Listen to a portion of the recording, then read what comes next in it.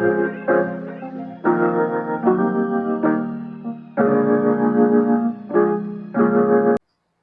and Assalamu alaikum everyone. Welcome to another very wild, wonderful and emotional episode. I'm your host Abi Khan. और आज के episode हम करेंगे ICU burnout पे। हम उन लोगों के बारे में बात करेंगे जो ना सिर्फ फिजिकल, इमोशनल और मेंटल एग्जॉस्शन को रोजाना फेस करते हैं, बल्कि आईसीयू में रोजाना डेली बेसिस पे डेथ्स को फेस करते हैं, लेकिन फिर भी उनके चेहरे पे हर वक्त एक प्यारी सी स्माइल रहती है और उसी स्माइल के साथ वो रेडी रहते हैं नेक्स्ट शिफ्ट पर आने के लिए। जी हाँ, हम बात करेंगे आईसीयू बर्नआउट पे। But I bet you this is not going to be boring, it would be fun, little poetic, dramatic और बहुत सारी चीज़ें हम इसमें डिस्कस करेंगे। आज हमारे साथ स्टूडियो में मौजूद हैं मिस्टर कादिर सलीम। और mister Qadir Lahore general hospital में आईसीयू नर्स हैं। और आइए हम उनसे एक ब्रीफ सा इंट्रोडक्शन ले लेते हैं। मेरा नाम कादिर सलीम है और मैं एक मेल नर्स हूँ, जो कि मेरे लिए बहुत एक फ़ख्र की बात है।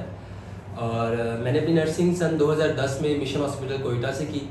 और उसके बाद किस्मत अच्छी थी कि मुझे एक बहुत अच्छी सेटअप में जॉब मिल गई। शौकत खानम हॉस्पिटल में मैंने जॉब स्टार्ट की सन 2012 में, और तकरीबन 8 साल मैंने अंदर काम किया। और ये मेरी ज़िंदगी का बहुत अच्छा टाइम था जो एज अ नर्स मैंने जॉब की एक अच्छे सेटअप में। उसके बाद फिर मैंने गवर्नमेंट में अप्लाई किया और करंटली अभी मैं गवर्नमेंट जॉब कर रहा हूँ किंग्स हॉस्पिटल में आईसीयू के अंदर। Thank you mister Qadir.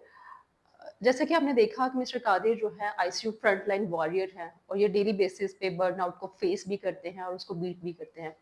तो आइए हम इनसे पूछते हैं कि बर्नआउट बेसिकली होता क्या है। तो मिस्टर कादिर, आप हमें बताइएगा कि बर्नआउट क्या है, what is burnout exactly? Burnout एक ऐसी कंडीशन है जिसमें आप mentally, physically, emotionally continuously stress feel कर रहे होते हैं। और ये एक ऐसी हालत होती है जो आप इस फेज से गुजर होते हैं, लेकिन आपको पता भी नहीं चलता कि आप बर्न आउट हो चुके हैं। तो इसलिए ये बहुत ही खतरनाक हालत है, स्पेशली नर्सिस के लिए, जितने भी मेडिकल प्रोफेशनलिस्ट हैं सबके लिए, जैसे डॉक्टर्स हैं हमारे। तो उन सब जब इस फेज से गुजर होते हैं तो वो आप इसको ले लें कि वो अपनी नॉर्मल जो अच्छा, थैंक यू सो मच। अच्छा, अब हमें बताइएगा कि आपने कब सबसे पहले फील किया कि आप इमोशनली ड्रेन्ड हैं और आप बर्नआउट फील कर रहे हैं, और इसके क्या साइन सिम्टम्स हैं, ताकि हमारी ऑडियंस को इसके बारे में कुछ पता हो। हाँ जी, ज़रूर। देखिए, जैसे कि मैंने आपको बताया कि बर्नआउट एक ऐसी कंडीशन है जो इमोशनल और फिज़िकल और मेंटल होती है, और जो उस वक़्त होती है जब आप कंटिन्यूअसली स्ट्रेस में होते हैं, या कंटिन्यूअसली आप एक ऐसे फ़ेज़ से गुज़र होते हैं जिस फ़ेज़ में से आप नहीं गुज़रना चाहते। तो मैंने तो वैसे जब से हम नर्सिंग में आए हैं, और मैंने आपको जैसे बताया कि हम शौकत खाना में मैंने काम किया 8 साल। तो शौकत खाना में एक ऐसा सेटअप है कि जहाँ हर रोज़ आप जो है ना, ऐसी फ़ेज़ेज़ को आपको एक्सपीरियंस करना पड़ता फेस है। कर रहे होते हाँ हैं। जी, हाँ जी। एग्जैक्टली। तो मैं लेकिन अपनी ऑडियंस के लिए एक ऐसी एग्जांपल लेके आऊँगा ताकि जो आसानी से वो समझ सकें कि कैसे वो रियलाइज़ कर सकते हैं कि वो बर्नआउट में हैं। तो उसकी एग्जांपल मैं आपको रिसेंटली जिस फेज़ से मैं गुज़र रहा हूँ, मैं एक मैरिड हूँ और मेरे 2 बच्चे हैं।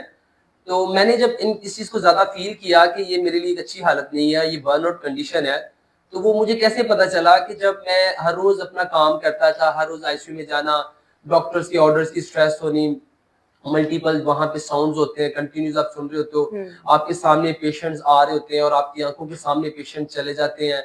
तो ये सारी चीज़ें हर रोज़ देखते हुए ना आप इन बर्नआउट कंडीशन में होते हैं। लेकिन मैं जब घर आता था और मैंने आके मेरे बच्चे जो मुझसे एक नॉर्मल कंडीशन में मुझसे रिक्वायर्ड कर रहे थे कि पापा हमारे साथ खेलें, हमारे साथ बात करें। तो अनफॉर्चुनेटली मैं उस बर्नआउट कंडीशन में होता था ड्यूटी के आने के बाद, और मैं उनके साथ एग्रेशन से बात करता था। मैं उनके साथ जो है ना, आप कह लें कि एग्रेसिव हो जाता था, उन्हें शाउट कर देता था। Sometime I try also to hit them, which is very abnormal. तो मेरे लिहाज से जो बर्नआउट कंडीशन वो होती है कि जब आप अपनी जो नॉर्मल लाइफ है उसके अंदर भी आप नॉर्मल ना रह सके हो, अपने काम ना कर सके हो, जैसे कि बच्चों के साथ, या आप किसी अपनी मिसेज हैं उनके साथ आपको बातचीत करें तो आप नॉर्मली नहीं कर पा रहे, और आप किसी जगह पे अपने रिलेटिव्स के पास जा रहे हैं तो उधर भी आप उसी फेज के अंदर गलत कह लें कि बिहेवियर के साथ अपना शो कर देंगे कि आप उस कंडीशन के अंदर। एग्जैक्टली, बहुत अच्छा आपने इसको बताया ऑडियंस को। और इसके अलावा क्या कंट्रीब्यूटिंग फैक्टर्स क्या हो सकते हैं, क्या रीजंस हो सकते हैं, क्या इसकी कॉजेज हो सकती हैं बर्नआउट की? हाँ जी, जैसे कि अब मेडिकल के हैं तो मेडिकल से पॉइंट ऑफ व्यू से मैं बताऊंगा कि अब जो लोग ड्यूटी करते हैं, स्पेशली आईसीयू का अगर आपको मैं बताऊं, तो आईसीयू में देखें जब आपको एक कंटिन्यूसली स्ट्रेस मिल रही होती है, आपका नॉर्मल जो ब्रेन है वो एक वक्त में 1 से 2 चीज़ों को टॉलरेट कर सकता है, ठीक है। तो जब आप अपनी ड्यूटी पे जाते हैं तो जाते सार ही आपको सबसे पहले तो पेशेंट की डिस्ट्रीब्यूशन आपके लिए नॉर्मल नहीं होती। पाकिस्तान में नर्सेज की बहुत शॉर्टेज है, तो जब आप जाते हैं जी आईसीयू में तो जाते सार ही आपको पेशेंट रेशो ज़्यादा मिलती है, जो आपको एक अलार्म देता है कि that this is not normal for me, ठीक है। ज़्यादा काम करना, हाँ जी, ज़्यादा काम करना पड़ेगा, आपके माइंड पे प्रेशर आ जाता है। सेकेंड कि जो आपके ऑन ड्यूटी इंचार्ज होते हैं, जो मैनेजर्स होते हैं, वो आपके साथ जो लैंग्वेज यूज़ करते हैं, अब मैं उनको खुल के नहीं बताऊंगा, लेकिन आपको स्पेशली जो मेडिकल के रिलेटेड है वो सुन रही है, उनको समझ आ रही होगी बात ही, कि जो आते सारी आपको टॉर्चर देते कि जी आपका ये, आपने ये नहीं किया, आपने वो नहीं किया, आपका कल ये था, तो वो आपकी जो पास की जितनी भी चीज़ें होती हैं वो आपको स्टार्ट ऑफ द शिफ्ट में बता देते हैं, तो वो एक उसकी वजह से भी आप एक प्रेशर में आ जाते हैं, ठीक है। थर्ड चीज़ क्या होती है कि जी आप जब काम कर रहे थे तो डॉक्टर्स के जो ऑर्डर्स होते हैं वो एक नॉर्मल है, लेकिन आप पे वो बर्डन बढ़ता जा रहा है, आपके माइंड को जो है ना जिसने टॉलरेट कर रहा है उसके ऊपर प्रेशर आता जा रहा है, ठीक है। जो फोर्थ चीज़ होती है जो बहुत कॉमन है हमारे इधर पाकिस्तान में, कि जो पाकिस्तान में पेशेंट्स के रिलेटिव होते हैं वो ऐसे क्वेश्चंस करते हैं कि आप जो है ना मल्टीपल टाइम क्वेश्चन सुन के और आप उनको जवाब एक दफ़ा आप क्लियर भी कर देते हैं, तो वो फिर भी आपको जो दूसरा रिलेटिव आता है वो आपसे वही सेम चीज़ पूछ रहा आता है। तो सेम चीज़ जब आपसे बार बार पूछी जाएगी तो फिर आप क्या करते हैं, आप बर्न आउट कर देते हैं, आप माइट भी सम टाइम उनके साथ हार्श बिहेवियर कर दे। तो ये चीज़ें होती हैं आईसीयू में स्पेशली। जी बिल्कुल एग्जैक्टली आप सही कह रहे हैं। एक तो वर्कलोड इतना ज़्यादा होता है, फिर इसके अलावा हमारे कोलीग्स का, हमारे सीनियर्स का बिहेवियर, और फिर इसके अलावा लाइक बहुत सारे अटेंडेंट हैं, क्योंकि हमारे पास तो पाकिस्तान में ये एक कह लें कि कस्टम है कि अगर आप बीमार हुए हैं तो आपने आप अकेले नहीं हॉस्पिटल जाएंगे, पूरी फैमिली, उसमें अगर 10 लोग हैं, 20 लोग हैं, 25 लोग हैं, सारे के सारे ही आपके साथ जाएंगे। हाँ जी।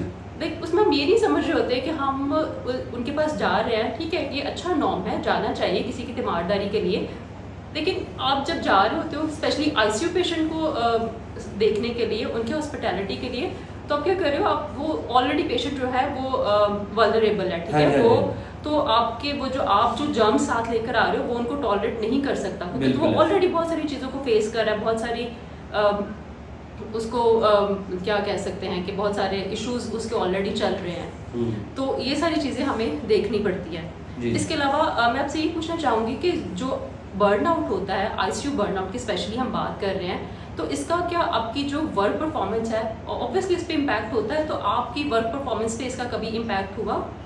हाँ जी, बहुत दफ़ा ऐसा होता है कि जब हम मल्टीपल टाइम इन चीज़ों से गुजर होते हैं, जो चीज़ें गुजर होते हैं, तो आप जो पेशेंट्स के काम है वो इफेक्टिवली नहीं कर पाते। फॉर एग्जांपल एक सिंपल सी मैं आपको बात बताता हूँ कि अगर आपने पेशेंट के सैंपल ही लेने हैं, तो अगर आप आते सारी शिफ्ट में आपने 3-4 चीज़ें आपके मैनेजर ने बोल दी, आपके डॉक्टर्स ने आपको बोल दी, कोलीग्स समटाइम आपको हर्ट कर देते हैं, ठीक है। तो आप उस फेज़ के अंदर जब आप पेशेंट को जाके अटेम्प्ट करते हैं किसी चीज़ के लिए, तो वो माइट भी आपको जहाँ आप एक सिंपल एक प्रिक के अंदर काम कर सकते हैं तो आपको शायद 1 से 2 दफ़ा करना पड़े। तो मेरे साथ भी ऐसे बहुत दफ़ा हुआ है कि मैं जब बर्नआउट कंडीशन में होता हूँ और मैं उसी कंडीशन में पेशेंट को अटेंड करता हूँ, तो वो थोड़ी सी कहने के 1 से 2 प्रिक हो जाती है। और इसमें ये भी होता है कि देखें जहाँ आपके कोलीग्स हैं, अगर आपसे वो कोई सुजेशन लेना चाह रहे हैं, क्योंकि बर्नआउट आपकी जो मेंटल, जैसे मैंने आपको बताया कि 3 कंडीशंस हैं, फिजिकली, मेंटली और आप इमोशनली आप हर्ट होते हैं। तो जब आप मेंटली आप हर्ट हो चुके तो आपसे कोई भी अगर कोई सुजेशन लेता है, कोई मशवरा लेता है, ठीक है, पेशेंट की कंडीशन के बारे में भी जब आपसे ले रहे होते हैं, तो आप उसका प्रॉपर जवाब नहीं दे पाते, क्योंकि आपका जो माइंड होता है उसको उस चीज़ को आप कहने के अपने माइंड को अब्जॉर्व करके उसका आंसर बनाने के लिए जो सोच रहा था उसकी कैपेबिलिटीज़ नहीं होती उस वक्त वो और फेस में से गुजर रहा था, तो उस वक्त इसलिए फिर आप उसको प्रॉपर जवाब नहीं दे पाते, प्रॉपर सोल्यूशन उसका नहीं बता पाते। तो मुझे बताइएगा कि इसको हम किस तरह से प्रिवेंट कर सकते हैं, बर्नआउट को किस तरह से प्रिवेंट कर सकते हैं, और कौन सी ऐसी कंडीशंस हैं, कौन से ऐसे साइन सिम्टम्स हैं जो अराइज हो रहे हों और आपको प्रोफेशनल हेल्प जो है डॉक्टर से या साइकियाट्रिस्ट से किसी से हेल्प लेनी चाहिए, वो कौन सी ऐसी सिचुएशंस हो सकती है? हाँ जी, तो सबसे पहले तो मैं जैसा कि मेरी कलीग ने मुझे कहा, तो मैं स्टेप बाय इसका आपको जवाब दूंगा कि हम बात करेंगे कौन से ऐसे साइंस होते हैं, ठीक है। तो सबसे पहले तो ये साइंस होते हैं कि आप जो है ना आप इरिटेबल फील कर रहे होते हैं, ठीक है, आप और फटीग में रहते हैं, ठीक है। सबसे कॉमन साइन जो है ना कि अक्सर आप नर्सेज से पूछे तो वो कह रही है आज मैं बहुत थकी हुई हूँ, आज मतलब अभी शिफ्ट स्टार्ट हुई है, 1 से 2 घंटा गुजरा होगा, तो वो कहेगी कि मैं जो है ना बहुत थकी हुई हूँ, मैं फटीग फील कर रही हूँ, ठीक है। और हेडिक जो, ठीक है, बहुत कॉमन है, नर्सेज इसको इग्नोर भी कर देते हैं, ये एक साइन होता है कि वो हेडिक होता है और उसके लिए क्या करते हैं जी पैरासिटामोल सिर्फ ले लेते हैं और नर्सेज को कहा जाता है जी पैरासिटामोल लो ठीक हो जाएगी। एक्चुअली वो जो हेडिक हो रहता है वो आपके वो बर्नआउट फेस की वजह से हो रहता है, क्योंकि आपके ब्रेन के ऊपर वो जो कंटिन्यूसली मल्टीपल स्ट्रेसर्स आ रहे होते हैं, हाँ जी, तो वो आपको उस फेस के अंदर लेके जाते हैं, ठीक है। फिर एक और होता है कि आपकी lack of motivation, lack of interest किसी भी चीज़ के अंदर। आप देखेंगे जो बर्नआउट नर्सेज होंगे उन्हें आउटिंग का इतना नहीं दिल करेगा उनका जाने को, उनसे कोई कहेगा ना कि मेरा आई एम नॉट इंटरेस्टेड, ठीक है। वो कोई भी मूवी प्लान करना चाह रहे हैं, वो कहने जी मैंने नहीं देखनी, ठीक है। घर में जब आते हैं तो अगर वो अपनी फैमिली के साथ, उनकी फैमिली कुछ उनसे कोई सजेशन मांग रही है कि हम ये कर लें या आज ये करना चाहिए, तो कहते सॉरी मुझे इसमें कोई इंटरेस्ट नहीं है। तो सबसे जो इंपॉर्टेंट है, एक तो मैंने आपको हेडिक बता दिया, दूसरा लैक ऑफ मोटिवेशन बता दिया, फटीग बता दिया। तो ये बहुत कॉमन साइन है जो आपको फेस करने पड़ते हैं जब आप बर्नआउट हो रहते हैं। तो अगर हम इनके सोल्यूशन देखें या आपको डॉक्टरों को आपको कब विजिट करना है, तो उसमें मैं आपको ये बताना चाहूँगा कि जब नर्सेज स्पेशली जब वो देखें कि वो हर रोज़ उनको इस चीज़ों की वजह से वो जब उसको उन्होंने अपनी लाइफ को बैलेंस करना सीखना है, ठीक है। अपनी जो प्रोफेशनल लाइफ है और अपनी जो फैमिली लाइफ है, सबसे पहले आप उसको बैलेंस करना सीखें। मोस्टली नर्सेज क्या होता है कि वो घर जब जाते हैं तो वो घर जाके भी अपनी ड्यूटी की बातें कर रहे होते हैं, ठीक है। अब वो आप देखें कि जब आप कोई भी बात अपनी घर जाके अपनी फैमिली के साथ करेंगे तो वो सारी चीज़ें रिकॉल होंगी, ठीक है, तो वो आपको और स्ट्रेस देगी, ठीक है। तो आपने सबसे पहले तो अपनी जो प्रोफेशनल लाइफ है और अपनी जो फैमिली लाइफ है उसको बैलेंस करना है। जब आप प्रोफेशनल लाइफ के अंदर हैं तो आपने अपनी फैमिली की प्रॉब्लम्स को याद नहीं करना, और जब आप अपनी फैमिली के अंदर आ गए तो आपने अपनी प्रोफेशनल लाइफ के प्रॉब्लम्स को याद या डिस्कस नहीं करना, ठीक है। तो ये एक बेस्ट वे है नर्सेज के लिए कि वो अपने आप को प्रिवेंट करें इन चीज़ों से। और आप जब देखें कि आप आपकी जो अपनी कोलीग्स हैं उनके साथ फाइट, मतलब आप एग्रेशन में आ जाते हैं, उनके साथ आपकी तलख कलामी हो रही है, ठीक है, मोस्टली आप ड्यूटी के दौरान आप देखेंगे आप उनसे बात नहीं करते, तो जब आप इस तरह के सिम्टम्स आपके बढ़ रहे हैं, आपको हेडेक बहुत ज़्यादा रहती है, ऑन एंड ऑफ रहती है, आप मेडिसिन भी ले रहे हैं, तो वो उस वक्त तो ठीक है वो आपकी रिकवर हो जाती है फेस, लेकिन फिर जब आप दोबारा 4 से 6 घंटे गुजरते हैं तो दोबारा फिर हेडेक शुरू हो रही है। तो ये हेडेक, लैक ऑफ इंटरेस्ट और फटीग ये बहुत कॉमन साइन है अगर आप ये फेस कर रहे हैं और अगर आपको लग रहा है कि आप जजमेंट, आप कह लें कि आप किसी भी चीज़ की जजमेंट नहीं दे पा रहे, आप किसी भी चीज़ को एनालाइज नहीं उसका कर पा रहे, ठीक है। किसी से भी अगर आपको बात करते हैं तो आपको पता ही नहीं चल रहा बात क्या कर रहे हैं, बात कोई और बात कर रहा है। तो ये सारे सिम्टम्स जब आपको कलेक्टिवली नज़र आ रहे हो तो आपको बेस्ट चाहिए कि आप किसी भी जो है ना वो डॉक्टर्स के साथ रजू करें, साइकेट्रिस्ट के पास जाएं, या आप रिहेबिलिटेशन जो होते हैं फिजिकली जो स्पेशली जो जिम्स वगैरह होते हैं, मेरे लिहाज से तो नर्सेज के लिए बहुत बेस्ट है कि वो फिजिकल अपनी एक्टिविटी बढ़ाएं। हाँ जी, तो ये कुछ चीज़ें हैं जो नर्सेज के लिए बहुत ज़रूरी हैं, उन्हें समझना चाहिए कि हम इन चीज़ों से गुजर रहे हैं। तो हमारा जो बेसिक स्टेप है उसके बाद क्या है कि हमें अपने आप को जो है ना अपने किसी डॉक्टर्स के साथ कंसल्ट करना है कि वो हमें चेक करके बताए कि हम किस फेज़ के अंदर है, ठीक है। स्ट्रेस हमारा जो बर्नआउट है वो लास्ट स्टेज पे तो नहीं चला गया, वो हमारी परमानेंट डैमेज तो नहीं होगी ब्रेन की, ये जो हमारी थिंकिंग पावर है वो कमज़ोर हो जाए। तो इन चीज़ों को आपने थोड़ा सा वो करना है कि क्या क्या थेरेपीज़ ले सकते हैं, क्या हेल्प ले सकते हैं। अच्छा, आपको क्या लगता है कि कभी आपके कोलीग्स की तरफ से या मैनेजर की तरफ से या हॉस्पिटल मैनेजमेंट की तरफ से अगर एक पर्सन, एक स्टाफ और कोई भी हॉस्पिटल पर्सन जो है वो बर्नआउट है, तो आपको लगता है कि कोई आपको सपोर्ट मिल रही होती है आपके सीनियर्स की तरफ से?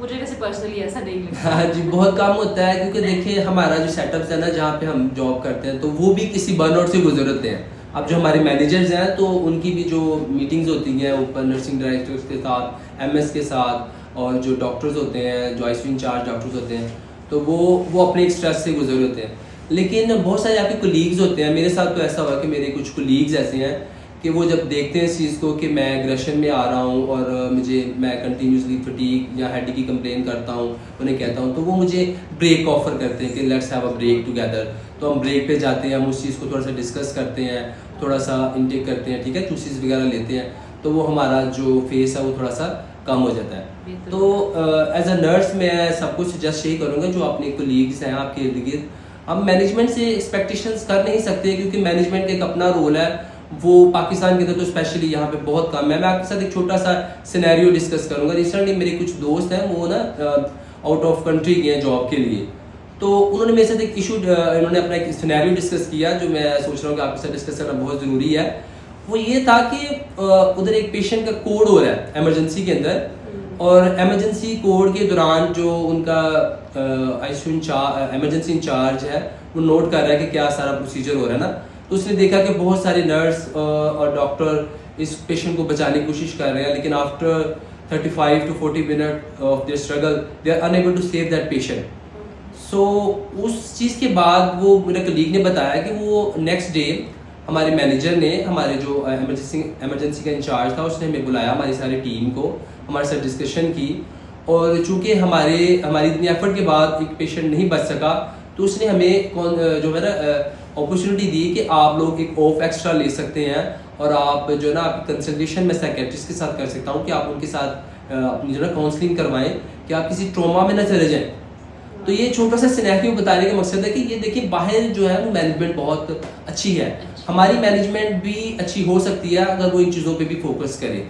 तो हमारे तो अनफॉर्चुनेटली इस तरह की चीज़ें नहीं नजर आती हमें, तो बल्कि हमें ऑफ डिटेक्शन का बताया जाता है कि जी आपको ऑफ डिटेक्ट कर देते हैं। और आज तक मैंने तो अपनी लाइफ में जितने भी हैं, अगर कोई आप में से किसी को इस चीज़ का है तो do share your concern in your, हमें मैसेज में इस चीज़ का बताएं कि ज़रूर बताइए कि आज तक मुझे किसी मैनेजर ने या किसी भी ना, अगर कोई इस तरह मुझे किसी ने बुला के ये नहीं पूछा कि आपको किसी काउंसलिंग की जरूरत नहीं है, ठीक है, तो वो नहीं पूछते हैं, ठीक है। हमारे इधर जो है ना इस चीज़ का ट्रेंड बहुत कम है। हाँ, शौकत खानम जो हॉस्पिटल है उसके बारे में मैं आपको ज़रूर इस चीज़ को ऐड करना चाहूँगा कि वहाँ पे स्पेशल साइकेट्रिक काउंसलिंग होती है, ठीक है। वहाँ पे अगर आप किसी से गुजर रहे हैं, मैनेजर देख रहा है, तो वो आपको रेफर करते हैं, तो वो आप जाते हैं। और भी सेटअप्स होंगे, लेकिन ज़्यादातर हमारे जो जैसे अब मैं गवर्नमेंट में करंटली जॉब कर रहा हूँ, तो ऐसे सेटअप्स में हमें इस तरह की चीज़ें नहीं मिलती कि मैनेजमेंट हमें सपोर्ट दे। हमारे कोलीग्स हैं जिन्होंने हमें सपोर्ट करना होता है।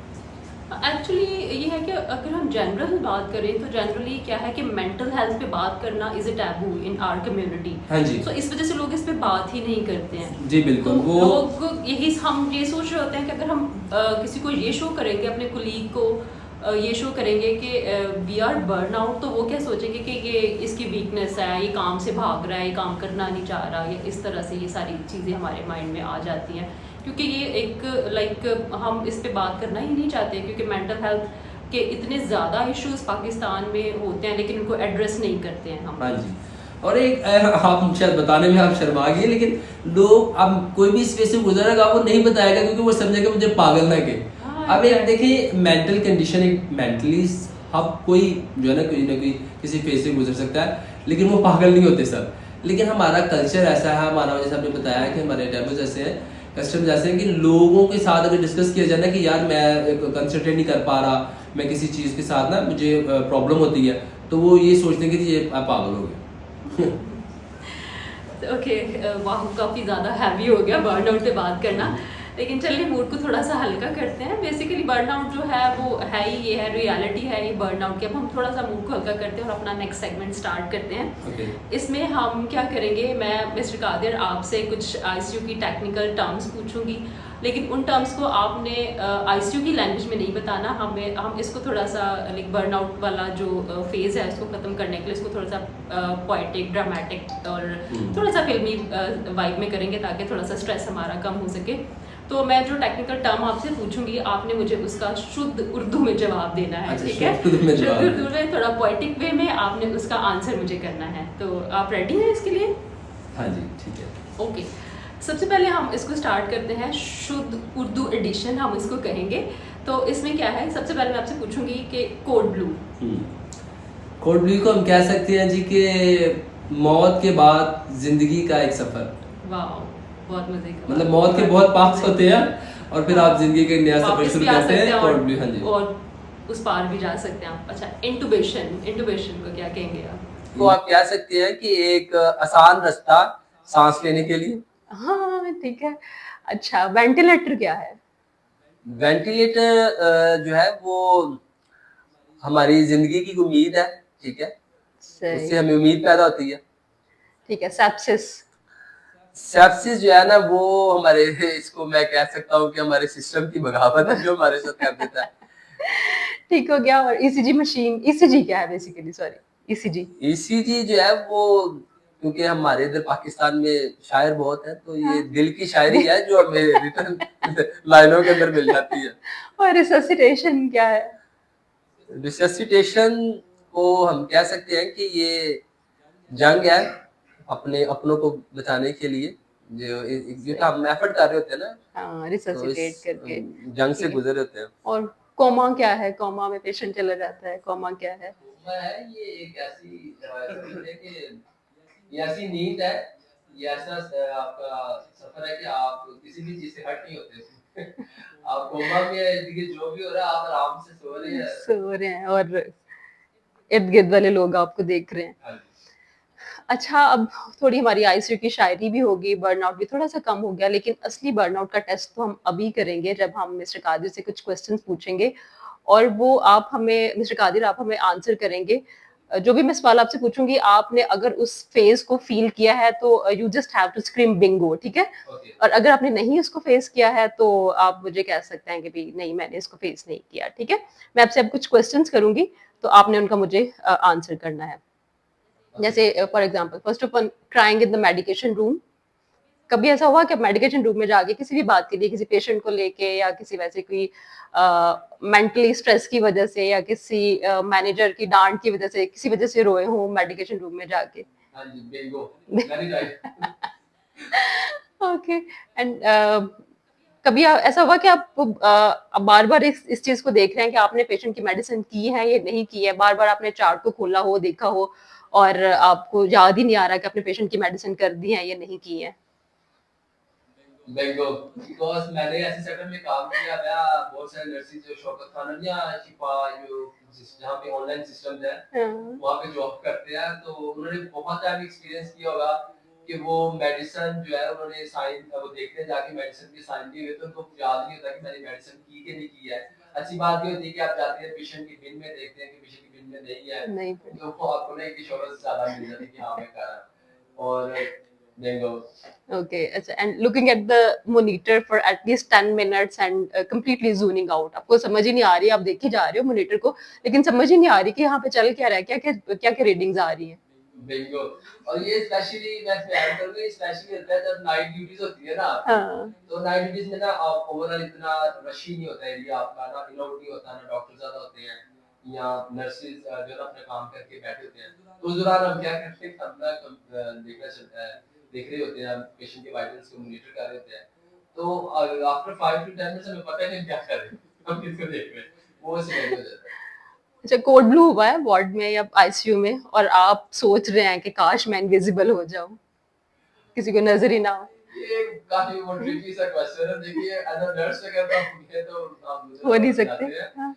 लेकिन इनरली जैसे आपकी शिफ्ट खत्म हो रही है, हाँ, मोस्टली तब मोस्टली तब ये समझते हैं। वैसे तो आप देखिए आज एज आईसीयू नर्स हमारा काम ही ये है कि जब ऐसी कंडीशन होता है अपने पेशेंट की लाइफ को सेव करना है, लेकिन जब आपकी शिफ्ट एंड हो रही है और उसी दौरान क्योंकि आपने संभल करना था अपनी चीजों को, वाइंड अप करना था अपने ओवर को, तो उस दौरान बिंगो। अच्छा, कभी ऐसा हुआ कि एक्सीडेंटली किसी भी सीरियस सी कन्वर्सेशन में आप हंसना शुरू हो गए? नहीं? ओके। ये मुझे नहीं लगता। ओके। अच्छा, और हैविंग टी विद चाय एट 2 एएम नाइट शिफ्ट में? हाँ जी, हाँ जी। ये बिंगो। तो हम हमारे नर्सेस की हाँ, जो है मुझे ना सभी के साथ इंटरेस्ट होता है, है। हाँ। और बहुत अच्छी इरिटेशन है उस टाइम, हम जागते कब हैं।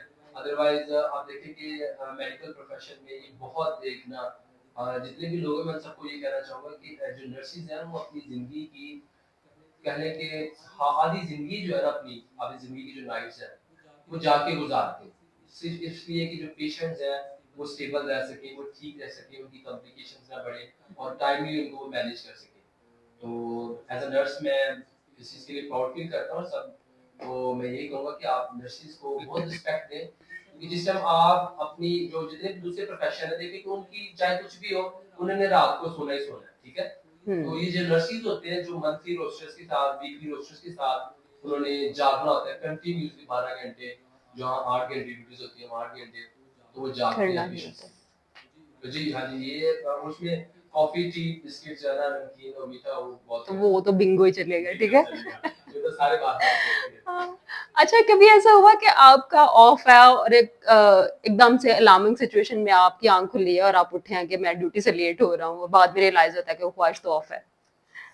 हाँ जी, बिल्कुल ये कहना है। ओके, सो उसमें उसकी रीजन ये है कि अब जैसे वो बर्नआउट की बात हो रही है, तो मोस्टली मैं बता रहा हूँ कि जब हम बर्नआउट हो रहे थे ना, तो मोस्टली हम चीजें भूल जाते हैं, हमारी याददाश्त भी कमजोर हो जाती है, ठीक है। तो वो होता है अक्सर। अब रोस्टर आपने देखा नहीं होता काफी दिनों से, 3-4 दिनों से, तो छुट्टी आपकी आ गई होती है, उठ के हम वो जब तैयार हो गए होते हैं या सडनली वो, अब जैसे मेरी वाइफ है वो मुझे बताती है कि आपकी तो आज छुट्टी है, छुट्टी। तो फिर मैं दोबारा फिर सो जाता हूँ।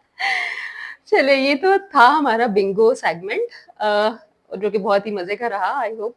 तो नेक्स्ट हम चलते हैं, जो कि हमारा सेगमेंट है 60 सेकंड रैंट। अब इसमें क्या है कि कौन सी ऐसी कंडीशंस होती हैं आपके वर्किंग एनवायरनमेंट में, आपकी वार्ड में या आपके आईसीयू में, जहाँ पे आप सोचते हो कि यार ये सिस्टम किसने बना दिया, आपको गुस्सा आता है, आप फ्रस्ट्रेट होते हो जिसपे। तो मिस्टर कादिर, आप कोई एक ऐसा सिनेरियो बताइएगा जहाँ पे आप कंप्लीट रेंट हो गए हो और आपने कहा हो कि यार ये क्या है, ये सिस्टम किसने बनाया। हाँ जी, कोई एक जब सिनेरियो से बता मैंने दीजिएगा। ज्वाइन किया है गवर्नमेंट, तो उसमें बहुत अच्छा एक सिनेरियो मेरे ज़हन में आ रहा है, मैं आपको बताता हूँ।